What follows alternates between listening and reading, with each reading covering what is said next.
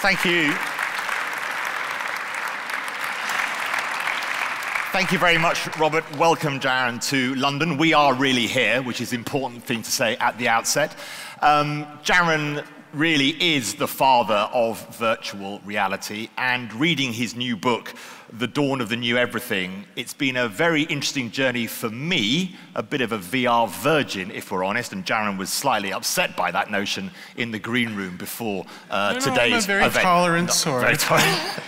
Before this, as something of a VR virgin myself, and only seeing this via my children walking around with weird masks on, it's very interesting to hear Jaron, who is not only a pioneer of VR, but also has maintained a voice against the mainstream of Silicon Valley, or at least part of the mainstream of Silicon Valley, which makes you, Jaron, such an interesting thinker. And also the notion that VR is not simply an extension of Web 2.0 and of social media, and that those companies that may wish it were or will be should maybe think a little bit harder about what they're actually trying to produce. So, Jaron, welcome to London. Thank you so much for coming. Thank you. You head up, just to explain to the audience who maybe haven't met you before or seen you speak before, you head up Microsoft's research lab for virtual reality and mixed reality, and also, Jaron, will touch on the differences between those things and how those will help. You've been named as Time's top 100 most influential, and his books, of course, things like I Am Not a Gadget, have been incredibly influential in the debate we are all having, whether it's in the media, in society, about the role of technology in the life we're going to live. Jaron, I know you've often spoken about this, but it is absolutely fascinating about you. Could we start off with your childhood and your young life and your entry into this world so early on, before really anyone had really thought about where we are? Tell us a little bit about your family life and how that developed into an interest in VR and all those things. That's a small question. It is a small question, but these are all very small questions. Focused. Yes. And, oh gosh, how do I start? Well, I grew up in a little town near the border of the United States and Mexico, near El Paso, Texas.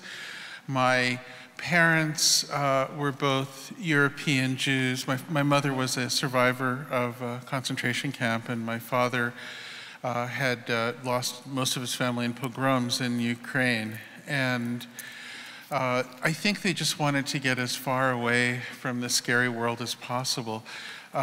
So I grew up as a really weird kid, out of place. I went to school on the Mexican side, so I actually attended Mexican elementary school. I used to just take a bus across every day before there was that big, beautiful wall. And it was a charming place. My mother then died when I was small in a car accident. And I was very profoundly traumatized, and I felt so lonely. I felt like just a kind of deep black loneliness. And part of how I found my way out of it was with these fantasies of ways to reach across to other people's hidden minds that were hidden inside these funny sacks of skin, these heads, you know. And I was particularly moved by surreal art. I used to stare at Hieronymus Bosch, and I thought, you know, what an astonishing thing that somebody can create this artifact of something that's not real, but indicates something that is real mentally, something internal. And I was just utterly fascinated by that as a path towards recovering lost connection, you know. And how did that lead on, Jaron, to a sense of technology could allow you to bridge? It's fascinating you talk about loneliness, but that notion of getting into almost that surreal world. What happened was when I was in college early. I was kind of a precocious kid, and when I was, a young teenager, I ran across some of the reports of a researcher named Ivan Sutherland. And has anybody heard of Ivan Sutherland here? Okay, well, he's somebody you should know about. He invented computer graphics. He invented interactivity on a screen, so that that little thing in your pocket is essentially a descendant of his PhD thesis, which was in 1962. And so Ivan, in the late 60s, had made the first, what we would call today a virtual reality headset. He used different terminology, but similar. He said that he was building a bridge to a virtual world, which is a term that actually came from art criticism, believe it or not, from Suzanne Langer, an art theorist from earlier in the 20th century. And so I read this and I was so excited because I thought, wow, if you can just make an arbitrary world, that's this thing I've wanted. And there wasn't an internet then, so I used to just run to strangers on the street and show them this journal article, and there's this really awkward 15-year-old kid, and I'm just like, stop, you have to look at this. We're all gonna share our dreams through this computer thing. People like, okay, like, you know. Yeah.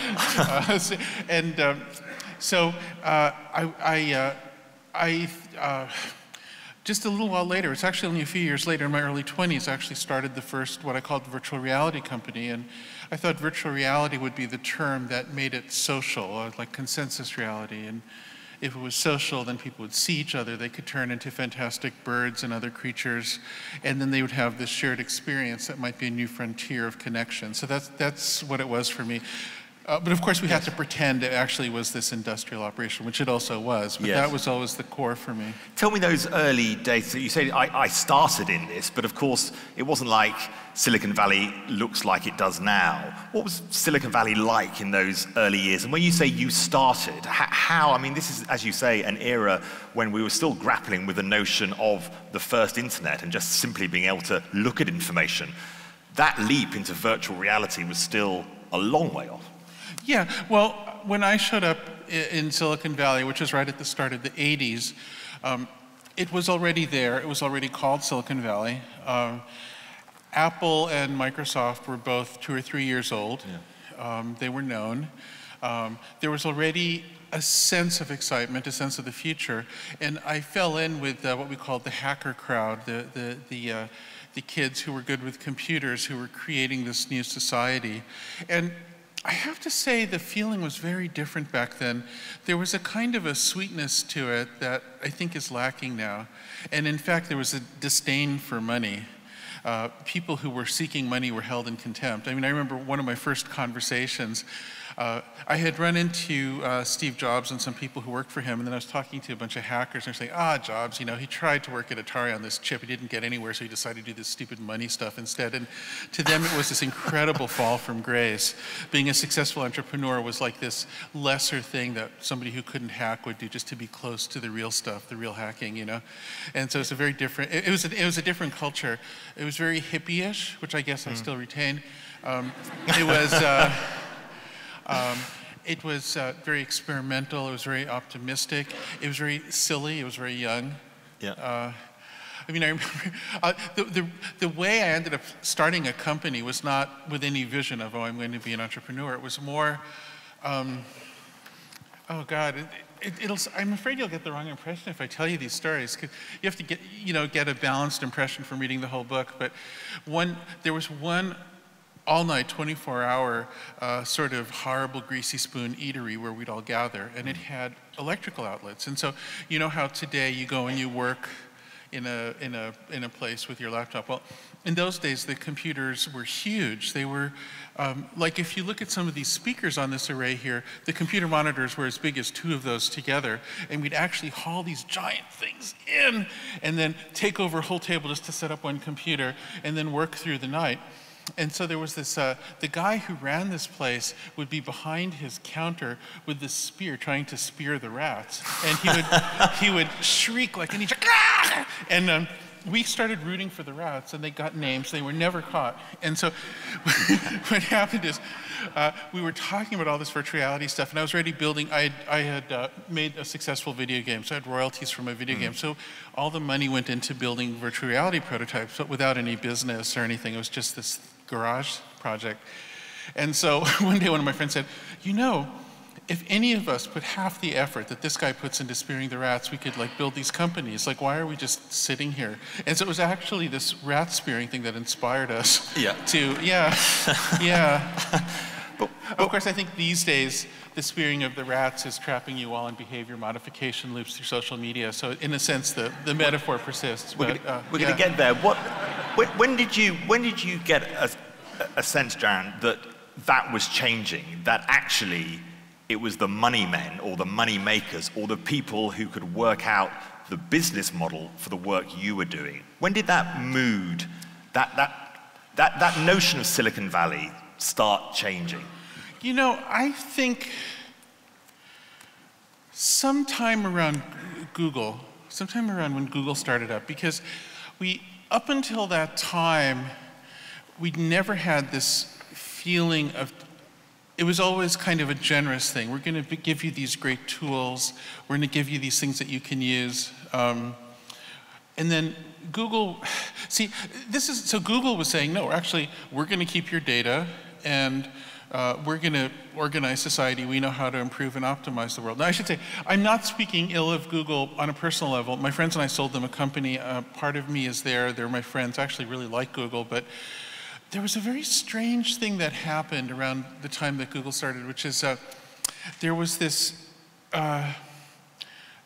very thick, very intense, absolutely inviolable feeling in the hacker community that things should be free music, free email. And if anyone suggested, well, if there was even the most minuscule postage, it would discourage spam. If there was even, maybe we should give people a way to make a living, since someday they might lose out to our automations and all that. Why don't we do that? Any notion of that kind was just viciously shut down. People really wanted this free thing. But the problem is that project to make this kind of free service would still be embedded in this commercial world where people had to pay their rent and people were making companies, and it was a capitalist context.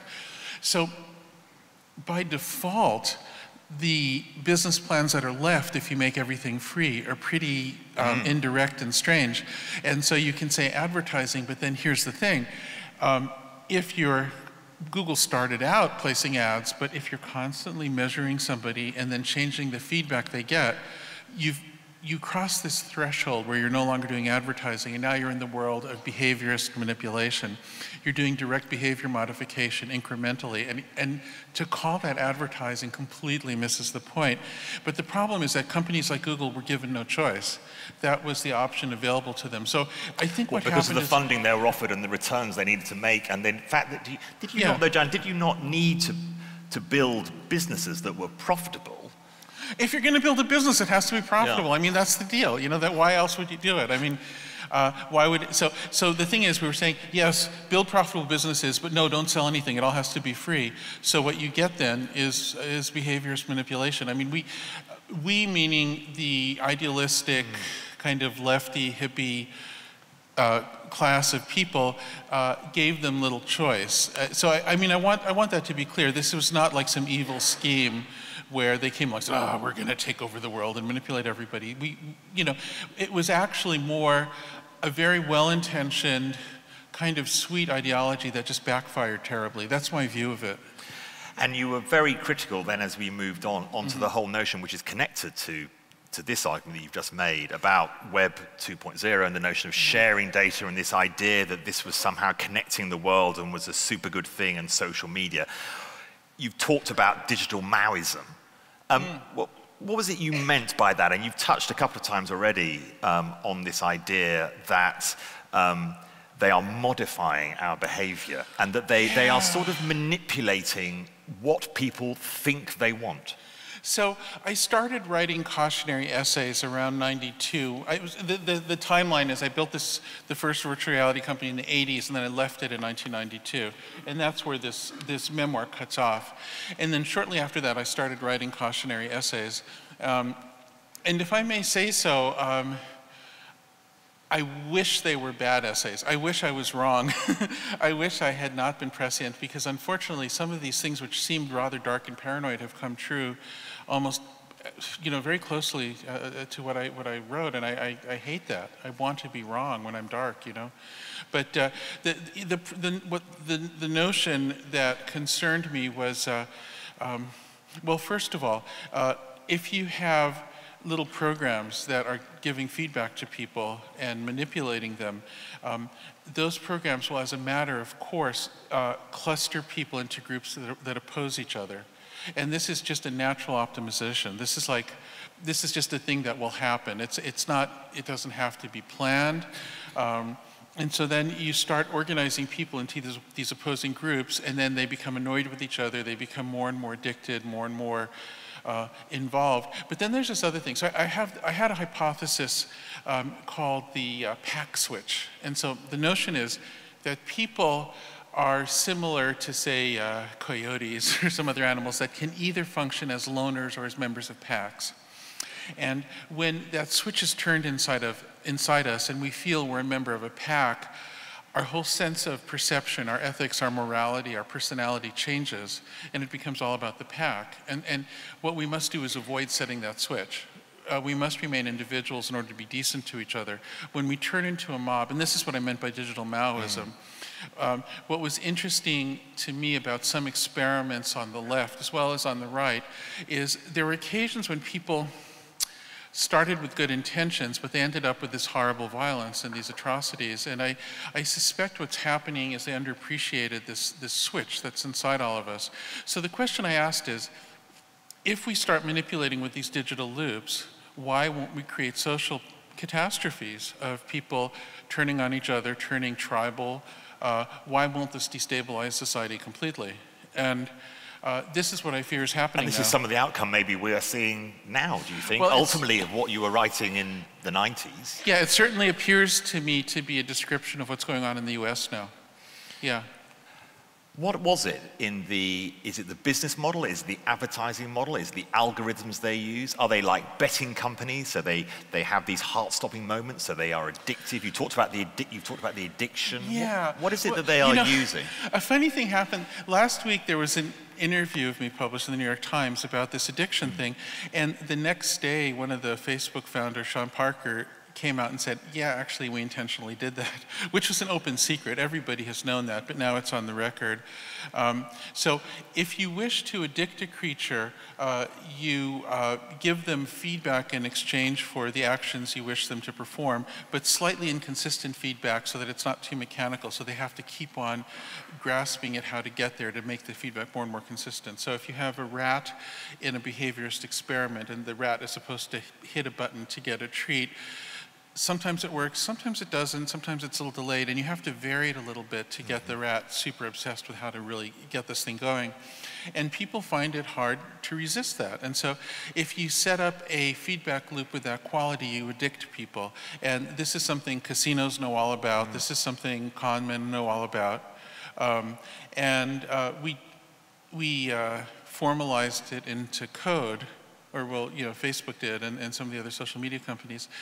And it's a legacy of behaviorist research in manipulating behavior. And this is something that can be done but should not be done. We can't have a decent society. We can't have people with their own volition.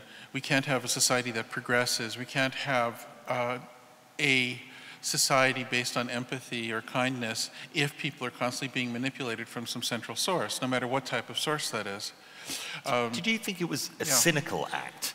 Was it a cynical act to build a business? Because you said Google are your friends, they bought one of your businesses, they are people that have brought, of course, great wealth, and not just to themselves, but to people. It's the most spectacular and quick wealth creation in history. Yeah. And I mean, if you look at the list of the world's wealthiest individuals now, most of them, especially the new ones, are close to some digital hub of some kind.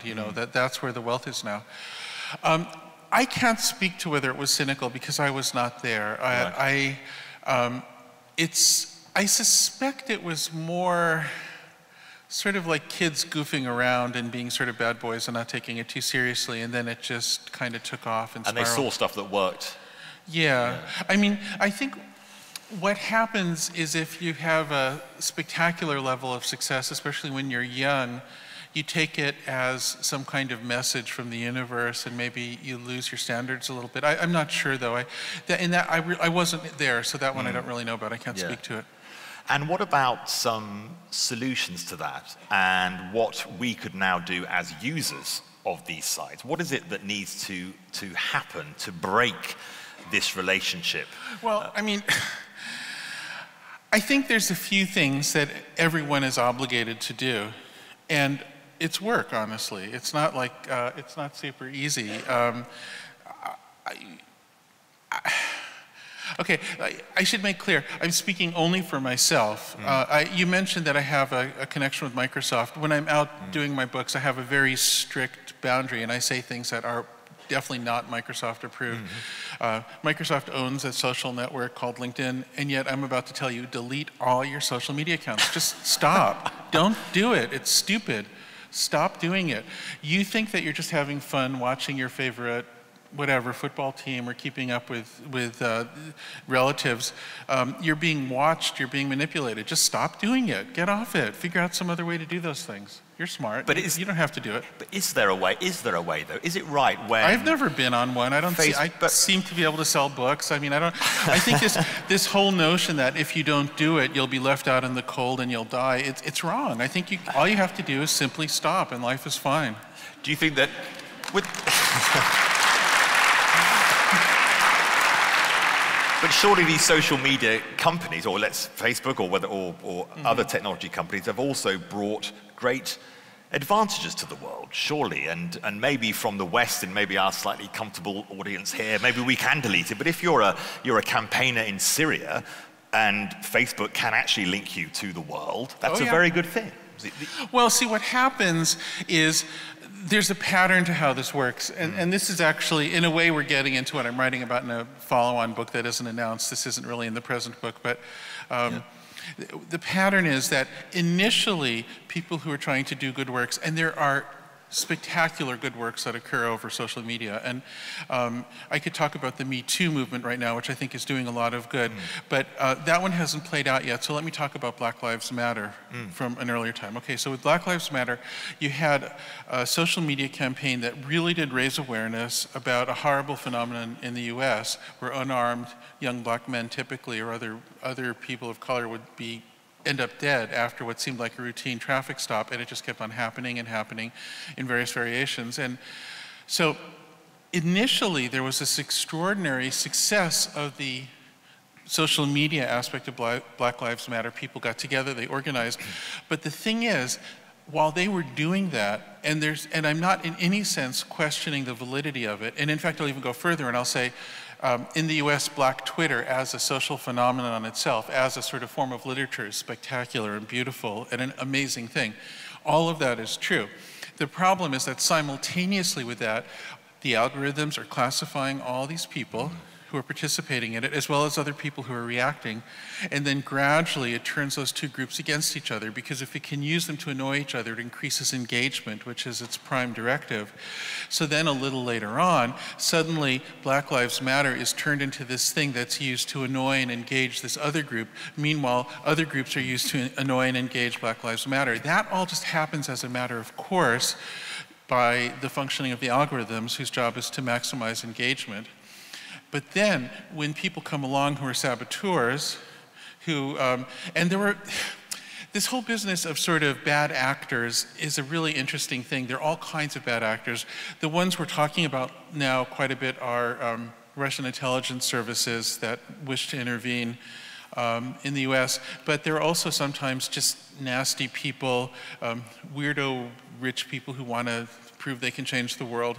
Sometimes they're organized crime interests that get involved in one way or another. The metaphor I like for understanding the role of all of these bad actors is they're the gut bacteria. of, of social media. They're this other force that co-evolved with social media that provides a lot of energy and motion and momentum that wouldn't be there otherwise, and so there's a codependence. Anyway, when these bad actors come in, they see that the algorithms are starting to divide people to increase engagement, and then all they have to do is latch on that, and they can make it worse and worse. So suddenly, Black Lives Matter became a fulcrum for harming the society, for tearing it apart, for making people crazy and paranoid, for making no one trust anything, no one could tell it's true anymore. Everything became more and more crazy. So despite the validity and the beauty of the initial wave, which is always there, it's then followed up by something that's completely degrading and disruptive and ridiculous and disconnected from reality. So the question is, will this happen to the Me Too movement now? And the answer is, yeah, probably, because that's how this works.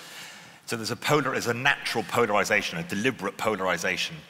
Well, what is it that, okay, let me ask you what engages you. So if I come to you and I say, oh, what a pretty flower, you might say, oh, that is a lovely flower. And if I say, hey, that guy over there is saying that he wants to kick you, and you're like, what guy? Like, that will engage you more. Like, the potential for adversity, the potential for social opposition is terribly engaging to this social species that we are. It just gets us immediately. So it just, by the mere fact that it's the more engaged response, it's the one that the algorithms end up choosing.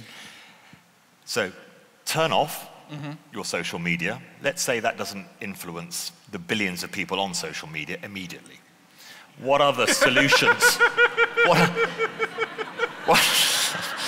You're such a pessimist. I know, I can't believe it. Well, maybe in here, that's it's a couple of thousand to kick us off with. But, but what about, now you've talked about that they should actually as well, things like you need to undermine the business model, maybe with micropayments, with different systems for influencing how these algorithms and business models work. So right now, the first inclination of a lot of people is to take a regulatory approach, and there's probably a role for that, but it seems to me the more intelligent initial approach would be to change the perverse incentives of the business model. So if the current business model is you don't sell anything, you don't pay anybody, all of your business happens with unseen third parties who are paying to manipulate the people who are engaged with you. If there's some alternative to that business model, it should be pursued. And the one I've been interested in is just, pay people and expect to be paid, like turn it into a business, since that's what it is. So one could imagine a future version of something like Facebook where you pay a very small fee, because it really would be very small, or if you're impoverished, you could fall into a class where you pay no fee or something. Somehow that's worked out.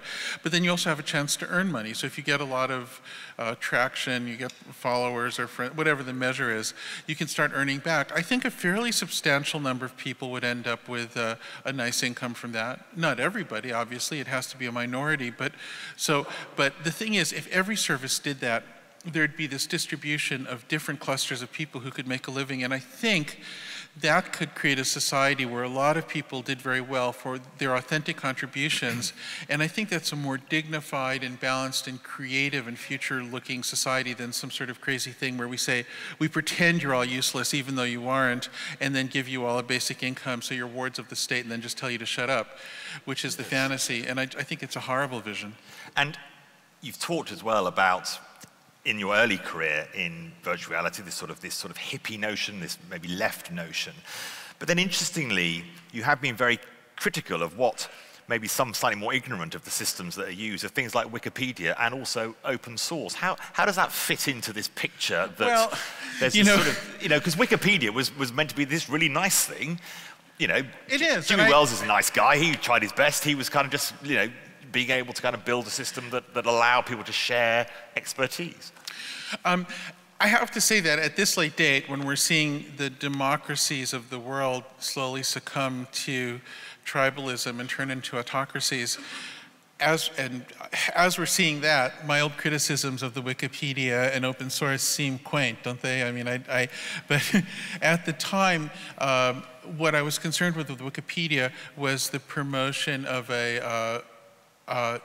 it's the erasure of the personal point of view. Like instead of having an author, you say, no, this is the official article describing this topic. So there's a thing called the Encyclopedia Britannica and an Encyclopedia Americana. They might have different articles for the same topic, but they announce their perspective.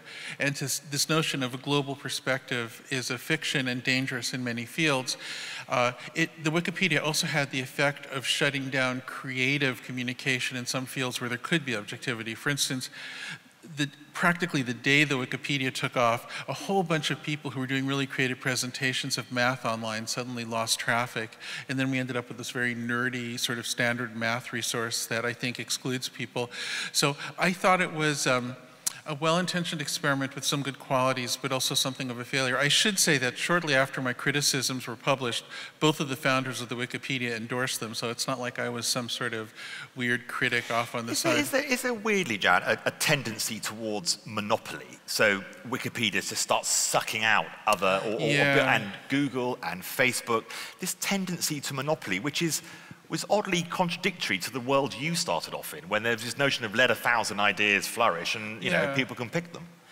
Yeah, so digital network effects do create these very intense monopolistic outcomes, and it's totally avoidable. But you know, and this is actually where the economics comes in. So if your only business model is to manipulate people, then what you must engage.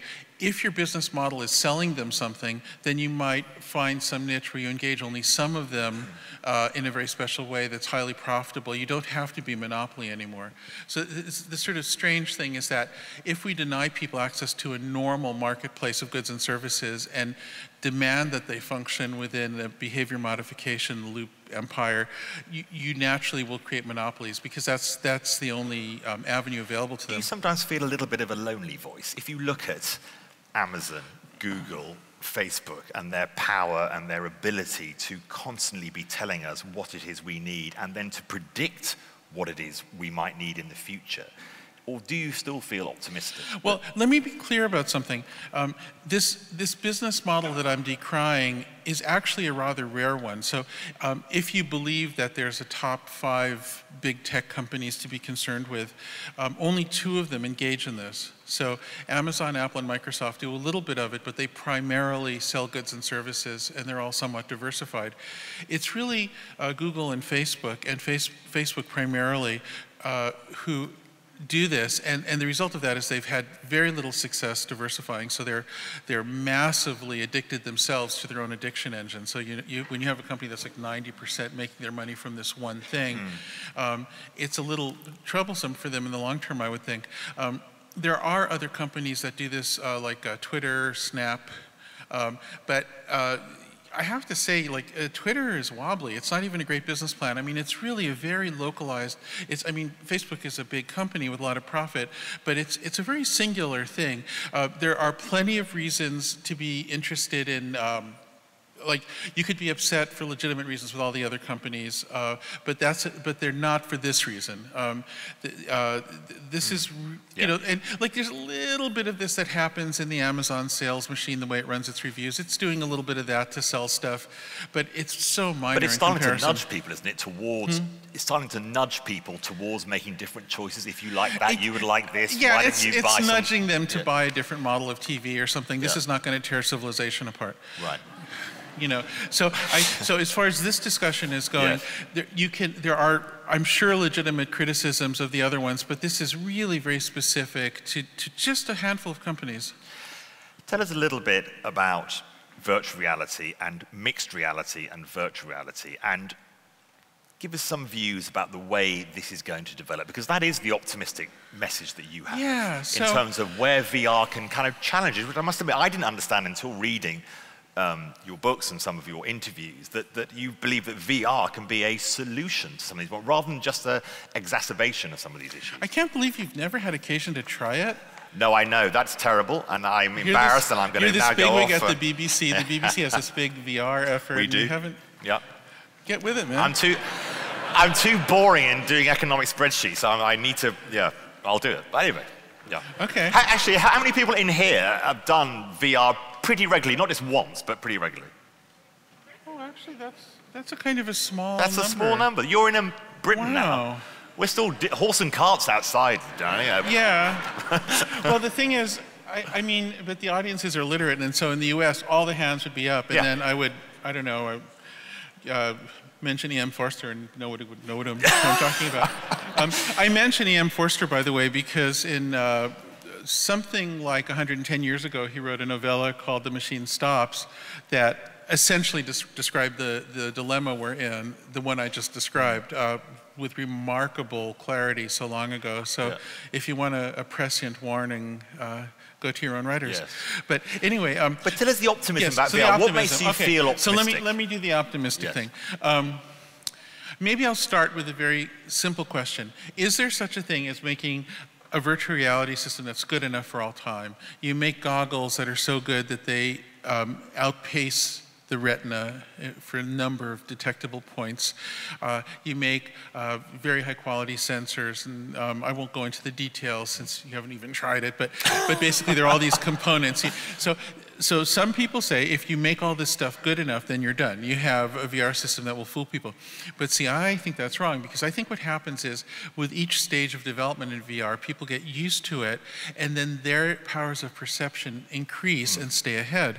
So the thing is that the big mistake we make, for better or for worse, and it goes both ways, is to think of ourselves as fixed quantities. The optimism we need to have in ourselves, and the remarkable thing about people is our elasticity, that we can grow and change, we can learn to perceive in new ways, we can become smarter with experience.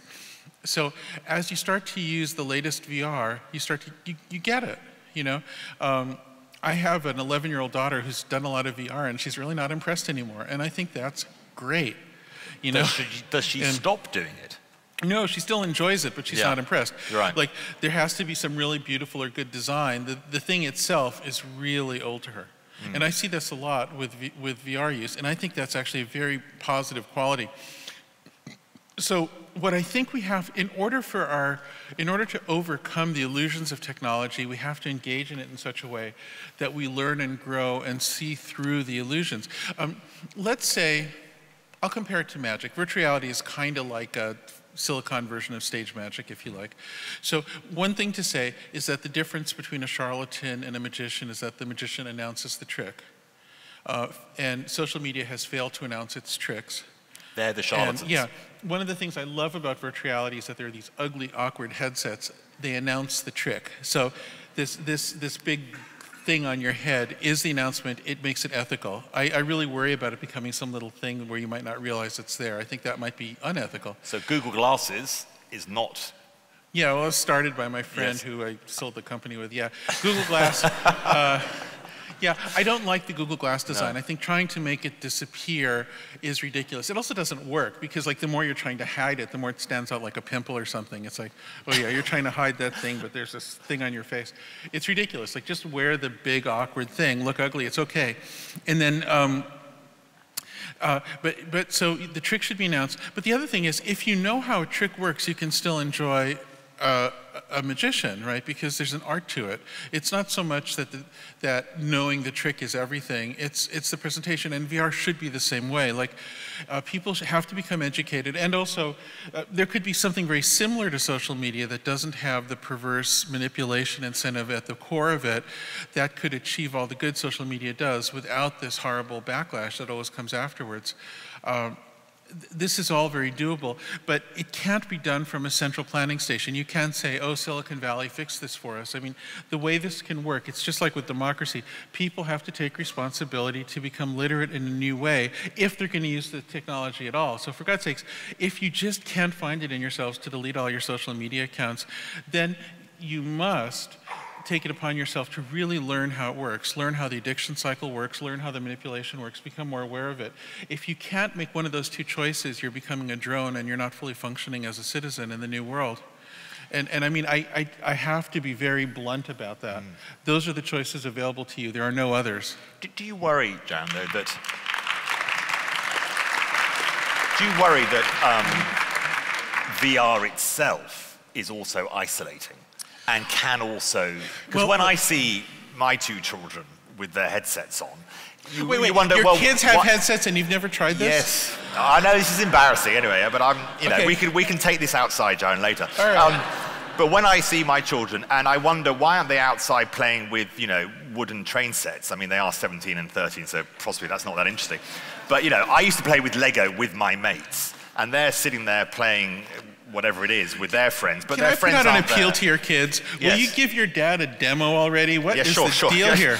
Let's move on from my complete failure onto my kids. Yes, let's. But anyway, but do you know what I mean? It's this notion that you have great artistry in explaining how VR can touch us again with the notion of artistry, and you touched on surrealism at the beginning of our talk.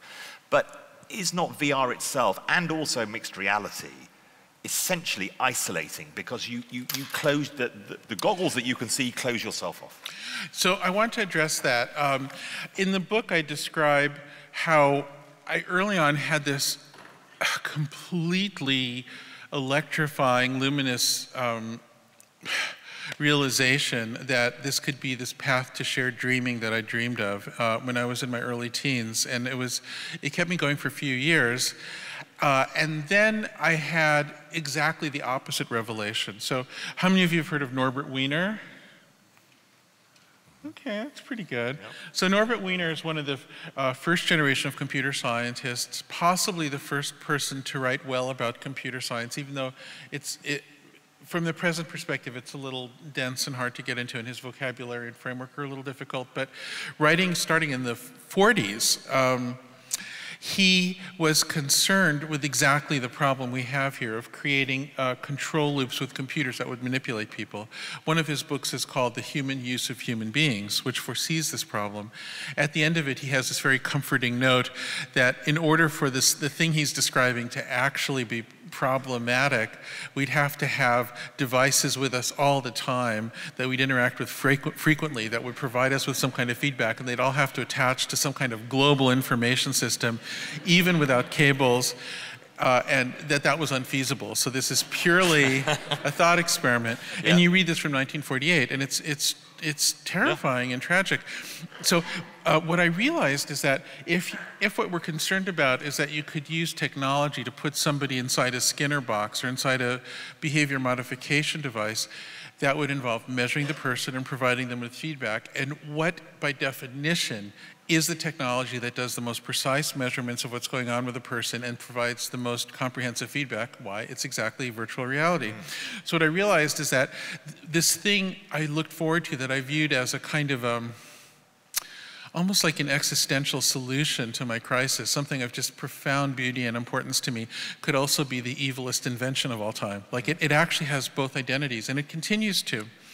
And unfortunately, the fiction of virtual reality has been a bit more attuned to this very valid negative possibility, and I'm thinking of, say, the Matrix movies as an example, but there are many other examples. We might also mention the Feelies, if you remember those. Yes, yeah. This whole notion that people I'm trying to use local references here. So people will choose to live in this VR world rather than to live and to tackle the real world around them, may they not? Well, I mean, what I hope is that, so this gets back to this issue. If people are able to change and grow in response, then they'll stay ahead of the technology and they won't. But if they're addicted and they're put in a loop based on central control from somewhere else, then yes, we could have a very negative scenario. So what it all boils down to is, where's the locus of control? Are you in charge of your own life, or is there some central planner who's in charge of what you see, what you do? And right now, we've sort of tended to say, well, it's some Silicon Valley company, it's not a government, so that must make it okay. But the general structure is simply not acceptable, it's not survivable. So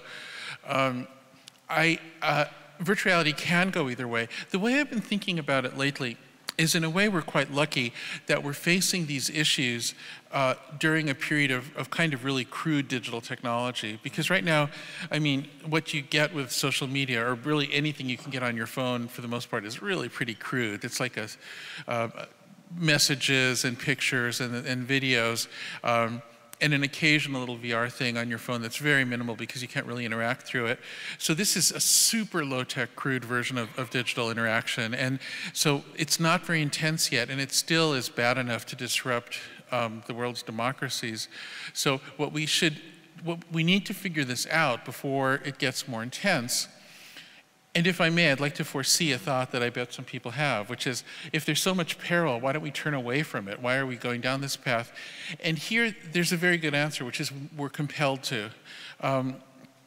From the earliest state that we started to make technology, from when we started making fires and and planting seeds, every new technology has been absolutely essential in order for compassionate reasons, so that there'd be fewer infant deaths, let's say, and yet, each one created its own new problems. And so once we go down this path, we're compelled to continue to improve. There's no way to just get to some static level of technology and say we're done. It just doesn't work that way. There's this constant sort of back and forth, a sort of a dialectic of technological advancement that you simply cannot withdraw from and survive.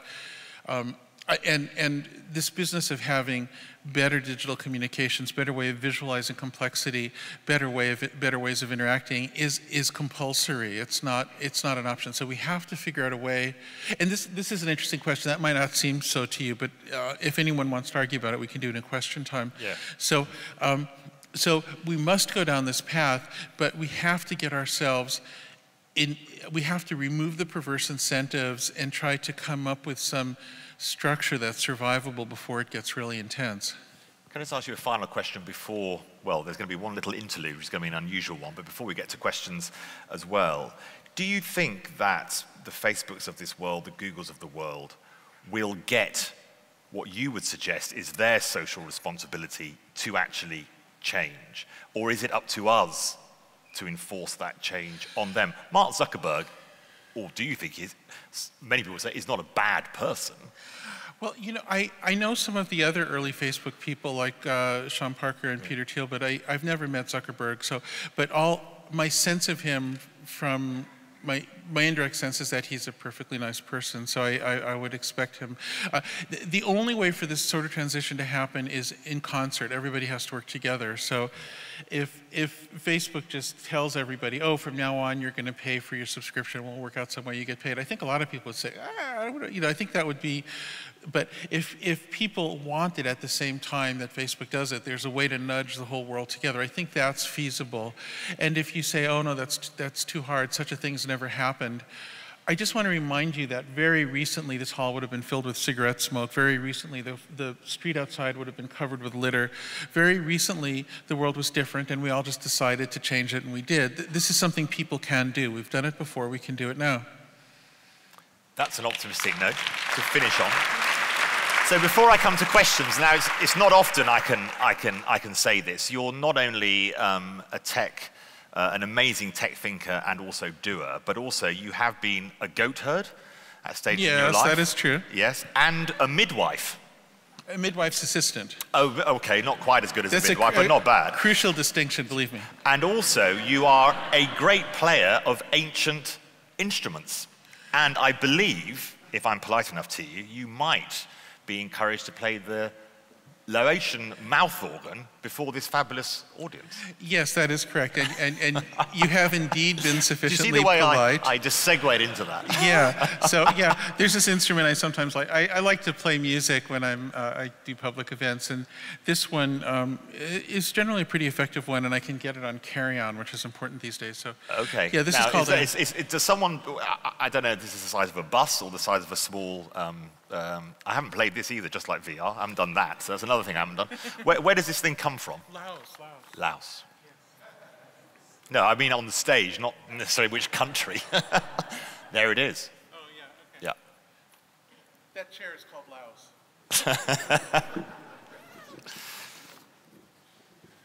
So I think they want this set up so it's not, the camera angle isn't blocking you. Can you pull it back a little? Is that good? All right.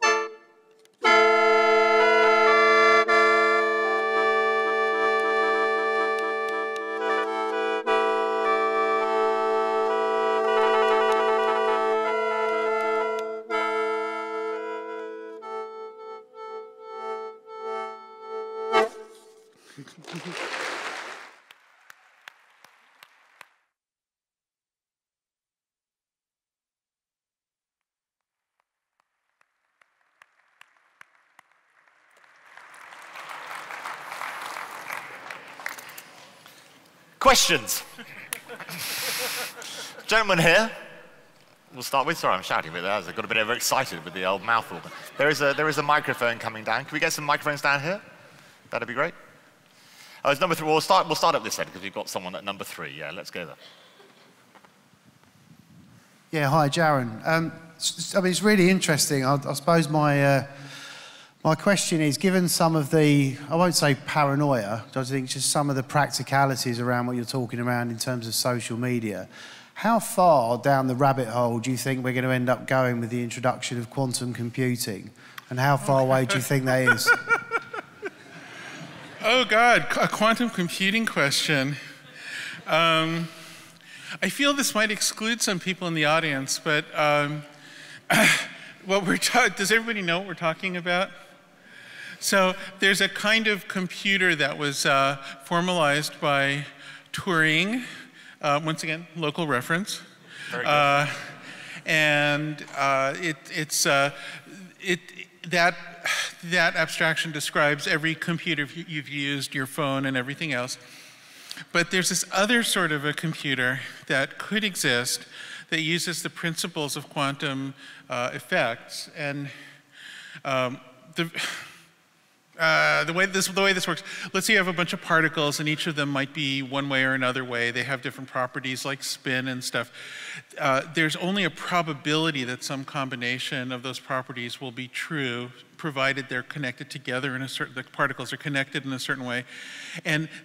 But the number of probabilities is very large because there's one probability for each possible combination. And so if you're very, very tricky, you can actually use that extended set of probabilities as a new kind of computer memory.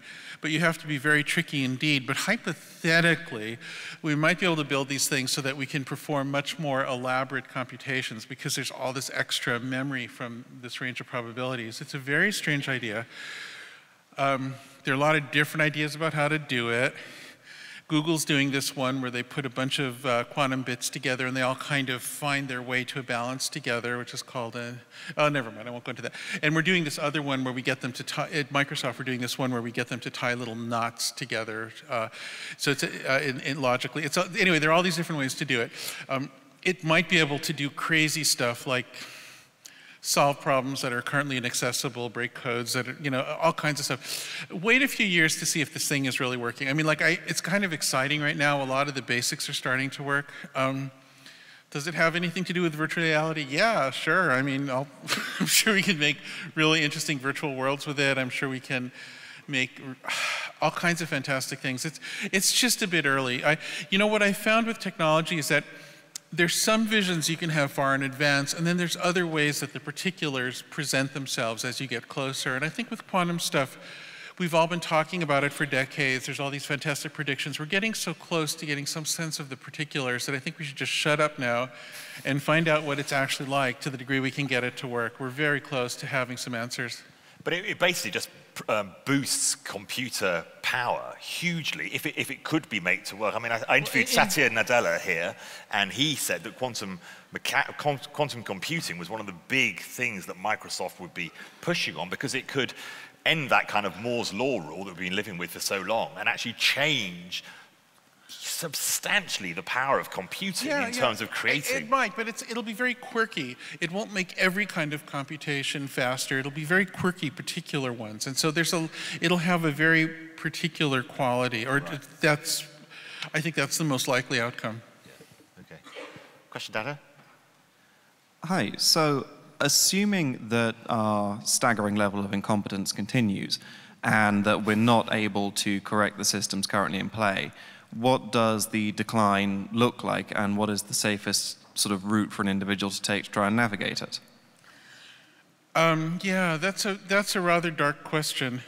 I will point out that many of the wealthiest and most powerful people in Silicon Valley routinely, like if we're just meeting, they'll say some horrible things. One of them is, so have you got that backup plan in New Zealand together?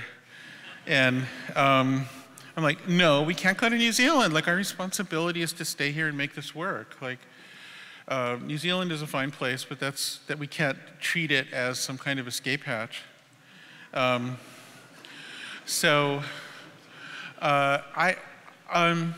We must make this work. I don't know how difficult or horrible the path towards it will be. For the moment, the trolls are winning. For the moment, the trolls have destabilized my country terribly. But I want to point out that we have faced much more difficult problems in the past and come through. You know, like, for all the problems we face now, at least so far, I mean, I don't know where this will go. It could get worse, of course. I would imagine it might, just because of the way things go, it's likely to get worse before it gets better. But would it get as bad as, I don't know, World War II? I don't think so, and we made it through that, right? So I'm not optimistic in the sense that problems will be easy and that no one will be hurt and that it will be a breeze and all we have to do is just suddenly have the right idea and the problem, I don't think it's like that. I think we're actually facing a real difficulty. My sense is that there are a handful of techie problems this century that will be very hard to solve, that we simply must solve. So climate change, carbon footprint is one of them, nuclear proliferation is another one, dangers of biotech is another one, and this is another one of those. So we have multiple ones, which makes it harder to deal with each one individually, and yet we simply must. I mean, I simply won't entertain the thought that we won't. We will, period, that's it, we'll do it, but I think it'll be difficult. Someone at the back there? Is there someone, did you say, is there someone there? Oh, no, sorry. Yeah, sorry, I was giving the mic. Hi. How do you think virtual reality should regulate acts in real life that would be illegal, such as rape or snuff or paedophilia? Yeah.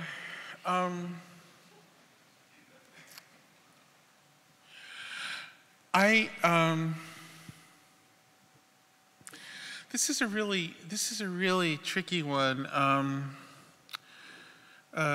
A friend of mine in the States just put out a movie where at the end all these characters eat a baby. You probably know what I'm talking about. And I was like, you made a movie where people ate a baby. What are you doing? And he's saying, no, it's a metaphor for how we're mistreating the earth. And I said, okay. So the difficulty with media is that context is everything. And although it might be hard to construct, I'm a little concerned about creating specific prohibitions on things because we don't know how to describe what we're really talking about that should be prohibited. And yet at the same time, oh God, I have to say something, which is that our particular tech culture has been kind of overrun, largely I think because of the phenomena I was discussing just now. I think it's been quite overrun with a kind of this sort of crude and reductionist and sort of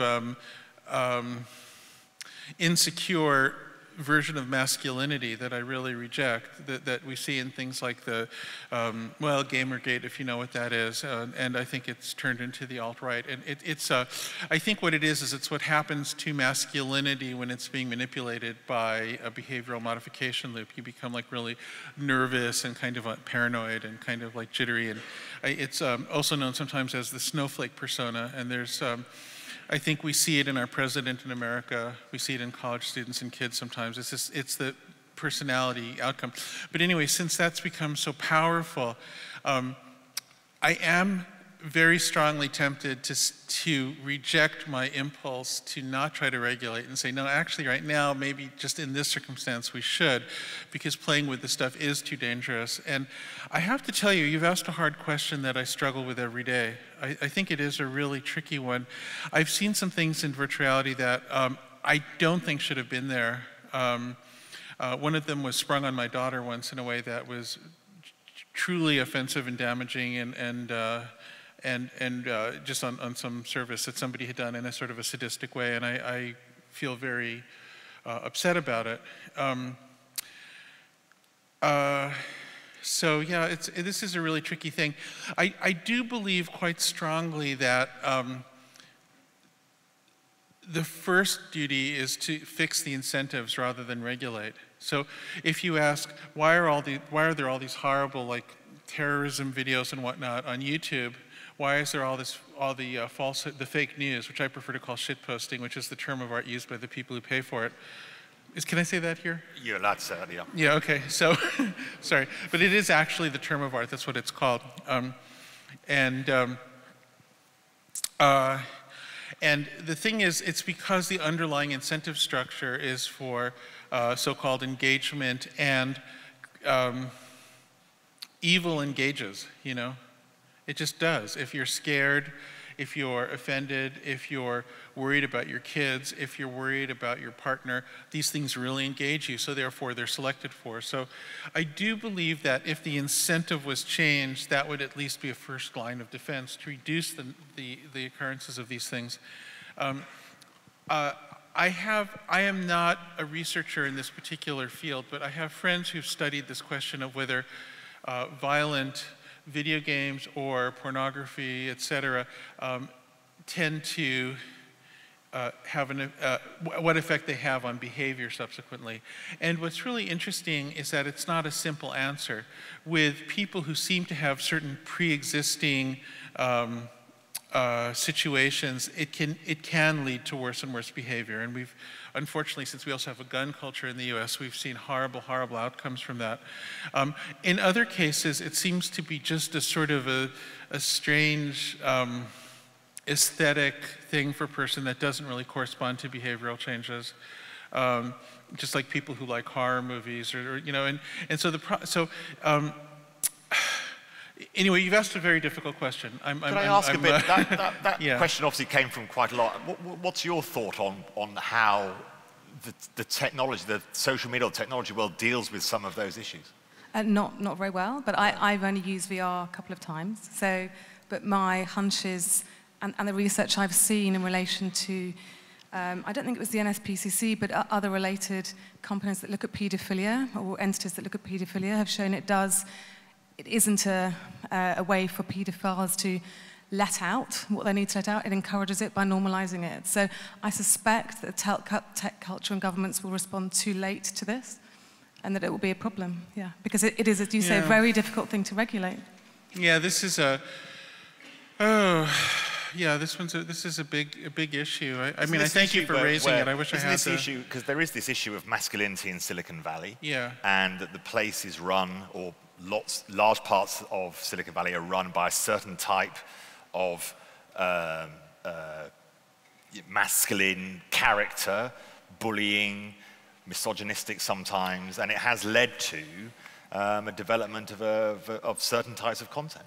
Yeah, that's absolutely correct, and it's one of the worst things. I mean, I really... What do you put it down to, that Silicon Valley is such a male-dominated? Well, I think it has a little bit to do with the technology being so closely aligned with a certain kind of obsessive cognitive and insecure cognitive style.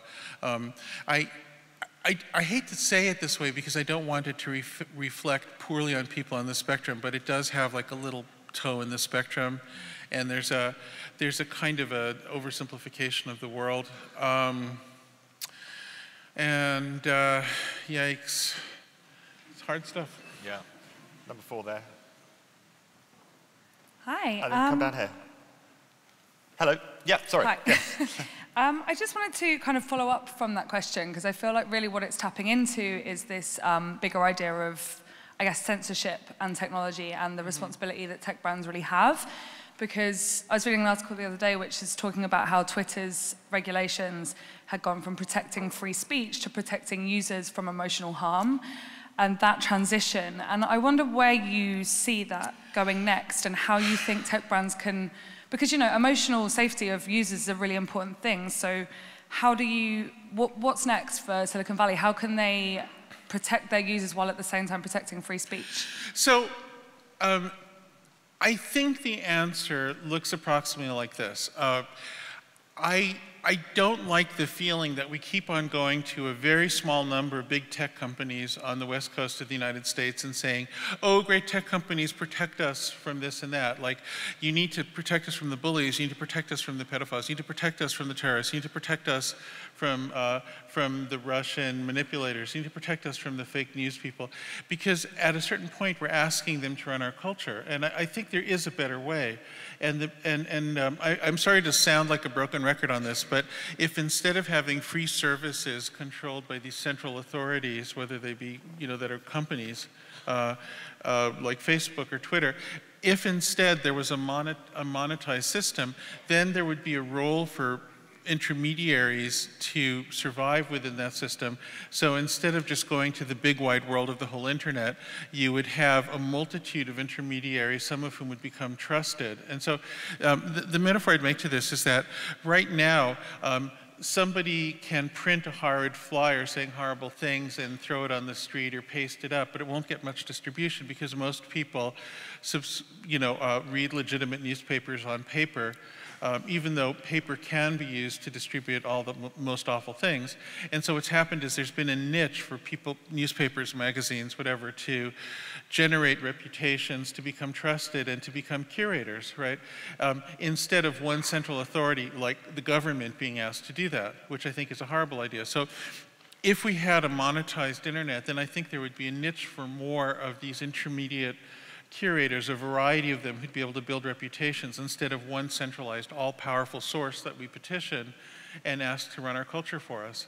I'm really quite concerned about this tendency of demanding that the tech companies enforce things, because as well-intentioned as each case is, and as important as each one is, every time we give them this duty, we're also giving them more power. We're telling them, we think you, Facebook, should decide how to run the culture. And even if in each case, what we're saying is absolutely defensible and absolutely beyond dispute in that case, cumulatively, we're asking them to take more and more power over the culture. Now remember, Facebook is owned and controlled by one person, even though it's a public company, so who knows who's going to inherit it? What if Vladimir Putin inherits it and then we've given it all this power? And this is what happens. I mean, to use Russia as another example, whenever there's super centralized power, it tends to get worse over time. Bolsheviks were cuter than Stalinists, let's say. Okay, there's this path where power corrupts and it gets worse and worse. So as we're trying to fix these problems by petitioning the big Silicon Valley companies, we're also concentrating their authority implicitly, and I think we're setting ourselves up for even worse problems in the future. So I'm really uncomfortable with this pattern. And so you say, well, the Silicon Valley companies should be more responsible, but should they? I mean, what should actually happen is there should be niches for other people. There should be a world of intermediaries to build reputations. And this notion that we're depending on these centralized sources is crazy. I mean, would you like it becomes similar to state media at that point. Thank you. Over here, yeah. Jaron, I've got a question for my children. It's about Google and the search and the commercialization of search. Where do you think the solution is in the future? Because I know that when my kids look on Google, they just get commercialized search. They're not really finding out half the world that they should. And how do we change that? This is so crazy. Yeah, so basically on Google what you do is you get one Wikipedia entry, and Wikipedia doesn't make enough money from that. They're struggling, so that's an injustice. And then you get a zillion stores.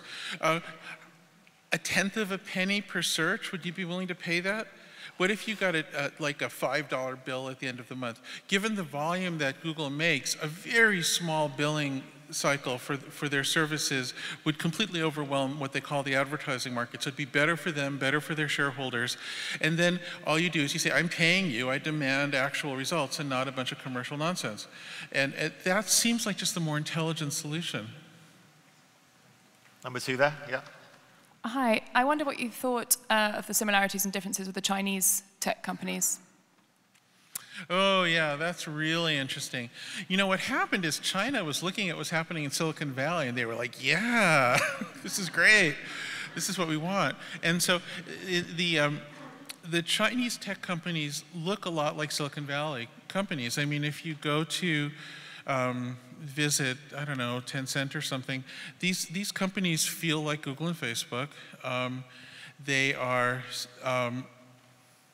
closer to the state than the American versions, but they have a similar amount of power. They have, they do enforce content. They do, you know, and the way they enforce it is possibly something we would like sometimes, and often something that I think is unconscionable. They're terrible on the history of Tiananmen. They're terrible on Tibet. And many other issues. And I think it's an injustice to the people of China, but that's what they have. And I have to say, we gave them the model. It's not like somebody was reading Marx and saying, oh yeah, we should build this information system. It was really, they were copying us, you know? So I don't know where that goes in China. I'm really interested in that. Before that? Hi. First of all, thanks for the talk. It's very informative. You talked a lot about manipulation of behavior, and you shared your anxieties about centralization of content or idea, whether the authority is state or corporate. But I feel like, and do correct me if I'm wrong, but I feel like there's a sense of individualization of a problem that is fundamentally systemic, because the solutions you propose, which are, I'm in no way am I saying they're bad, because like individuals should be aware about these things. We should maybe turn off or like spend less time on social media and, you know, take the initiative to change our behavior. But how much of these is possible without challenging fundamentally the logic of, say, the economy? Because I think the most systemic of solutions that you have proposed is sort of, in a way, extending the market model through the whole internet, monetizing it, as you say. Mm-hmm. But that doesn't challenge the logic, fundamentally, that you need to make profit.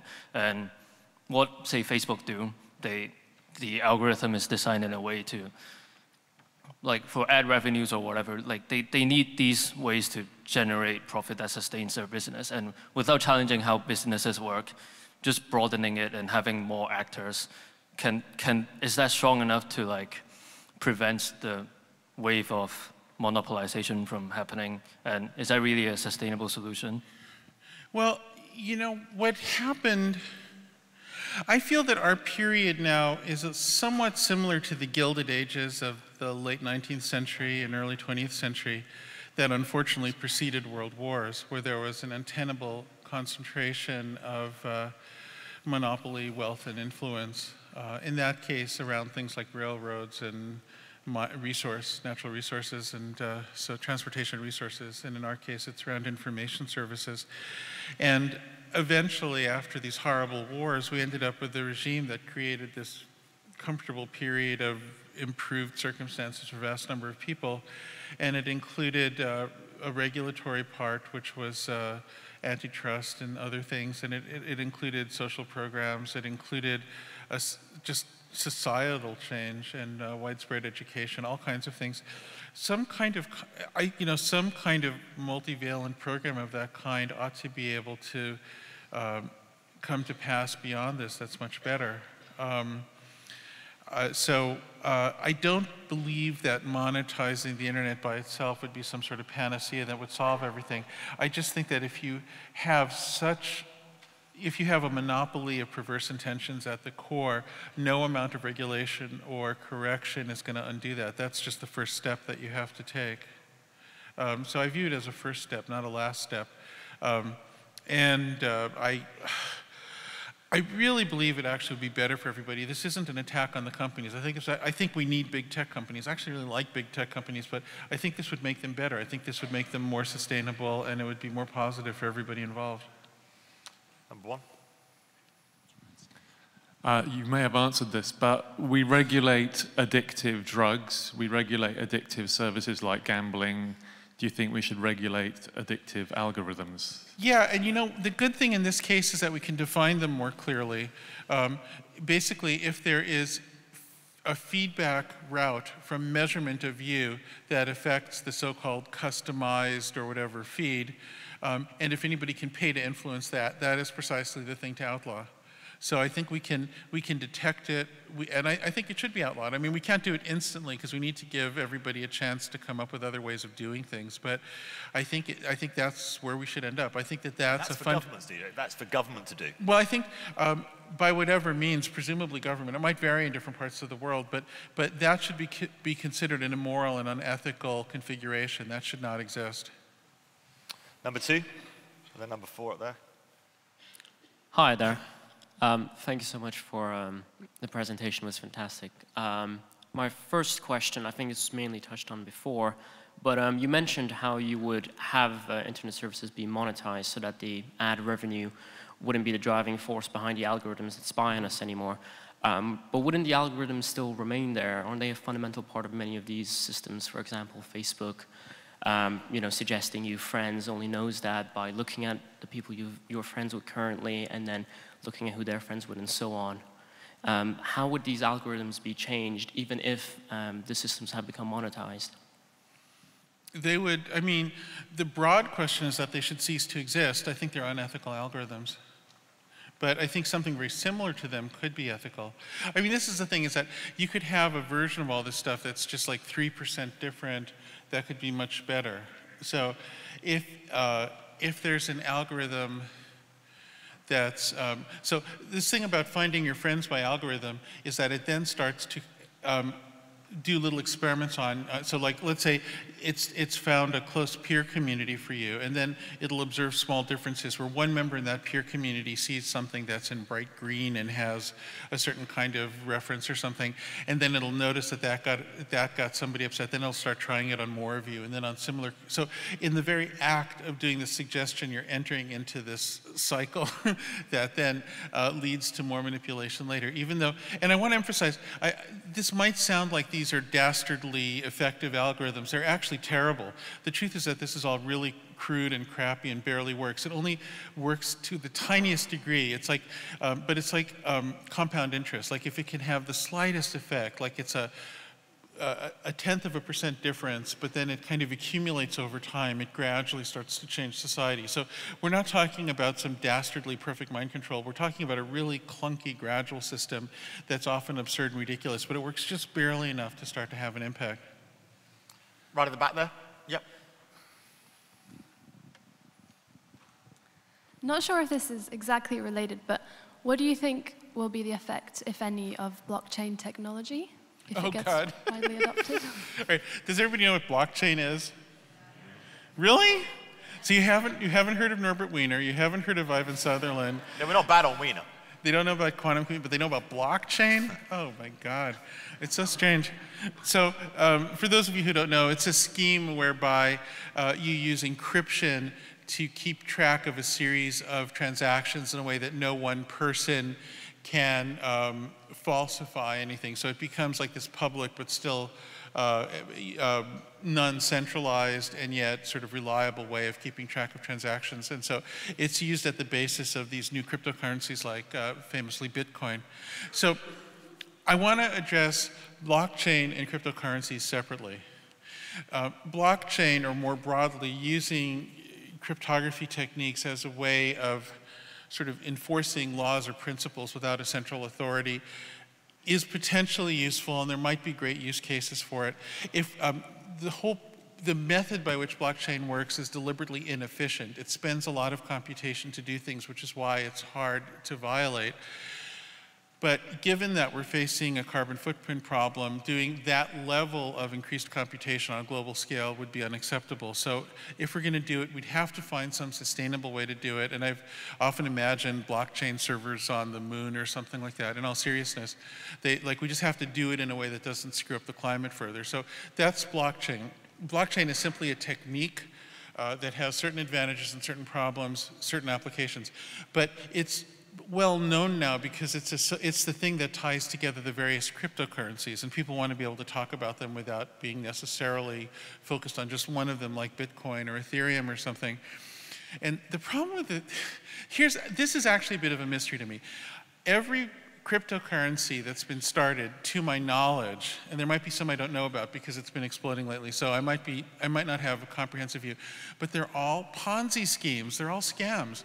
What happens is the people who start it create a bunch of fake wealth for themselves, and other people turn into real wealth by speculating, and the earlier you are in, the better your chances of coming out. But there's always that little chance you'll do well, so later speculators once in a while do well, and this is called a Ponzi scheme. But the thing is, because it's global, it doesn't pop right away, so it can go for a really, really long time, but it's terribly dangerous and terribly unfair to most people, and it creates this spectacular wealth concentration in the early people, in particular the founders. And then we have a bunch of these things. They're based on this, in my view, ridiculous sort of pseudo-libertarian ideology of trying to emulate the gold standard. So there's a fixed number of these bitcoins or other ones that come into existence. And so that means instead of having a currency that can grow as capability grows to reflect an increased economy that comes from greater technological capability, you just have this fixed thing where you have this fixed block with the founders and everybody else is dividing up their bitcoins and trading them. It's a feudal model. So it's incredibly regressive, and yet it's like this really hip, popular thing. I don't know. Look at it. It's terrible.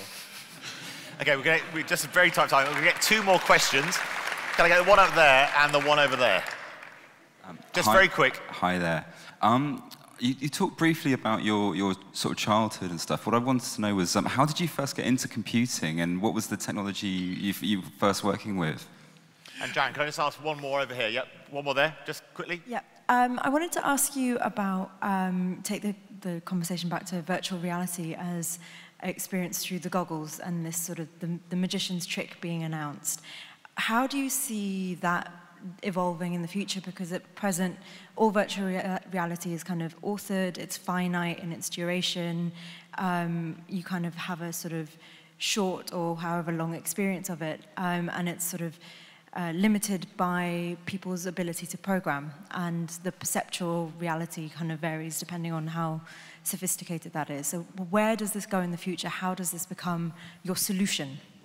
Okay, early computers first, and then Early where's computers. VR going? What did you learn on? The first computer I used, I built, which was a really simple thing when I was a kid. As it happens, where I grew up was close to White Sands Missile Range, where the atomic bomb was first tested.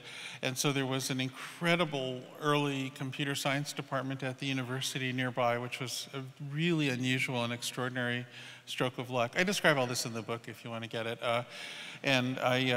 My early programming experience was punching these cards. You'd feed these punched cards to the computer, and then in the desert winds, you would try to hold onto your cards, but instead they'd fly everywhere, and your program would be dissipated, never to be seen again.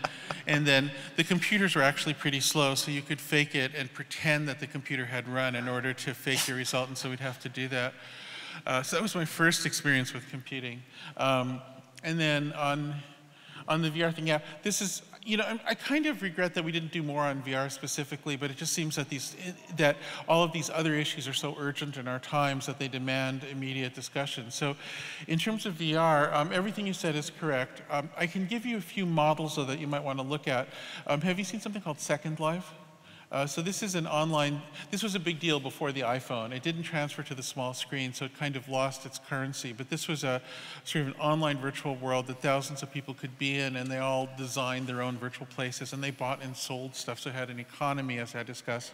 Full disclosure, I was involved in it, so I'm probably biased. It wasn't perfect. Sometimes people behave badly, but not as badly as in some other forums. Like we never had an ISIS-like place there. We never had like a, I don't know, I mean, like, it wasn't as bad as what happens. And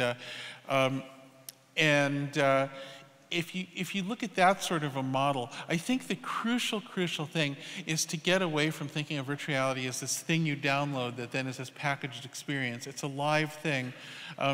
One of my disappointments in the current batch of stores for virtual reality content is they're based on sort of video or game content where you download this thing and then you run it. it should be more like a cross between like Skype and a costume ball. Like what should happen is there should be a live real-time thing with people who are skilled performers, who are sort of like the dungeon masters or puppeteers, who are good at making things happen. They should be able to make a living, by the way. And it's really all about person to person. It's live, it's real time. I think a canned virtual reality experience is almost never even slightly interesting. I really think because they all kind of get the same after a while. And I think we've seen the consequences of that. I won't go, this is a whole big thing, but I think there's a misunderstanding in the industry of what makes virtual reality magical. And the way it's being done now isn't human-centric enough. It's a little bit too much of like canned content. And that's just due to the habits of the tech industry, which are bad habits. Can we break out of that? Yeah. Give us a final, we're up to time sadly, but give us a final notion of where VR can go in that optimistic sense. You've talked a lot about, you've been asked a lot about the darker sides and the possibilities of problems. God. But where can it go to connect with human beings? It turns out that humans are capable of taking on different bodies because our brain remembers all the different bodies it used to control over hundreds of millions of years in evolution. So it's really quite flexible, it's quite plastic.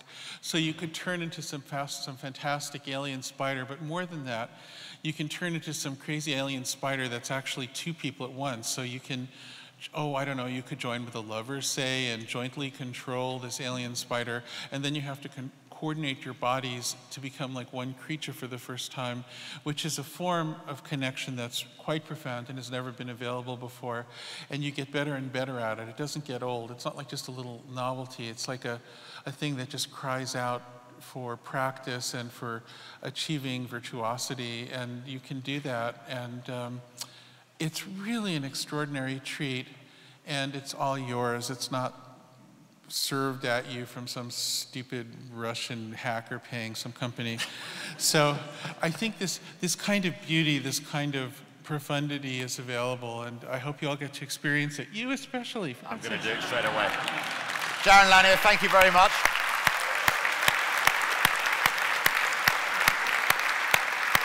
Thank you very much to Intelligence Squared.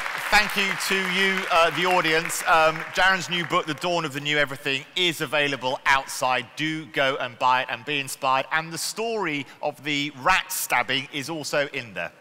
Thank you, Jaron.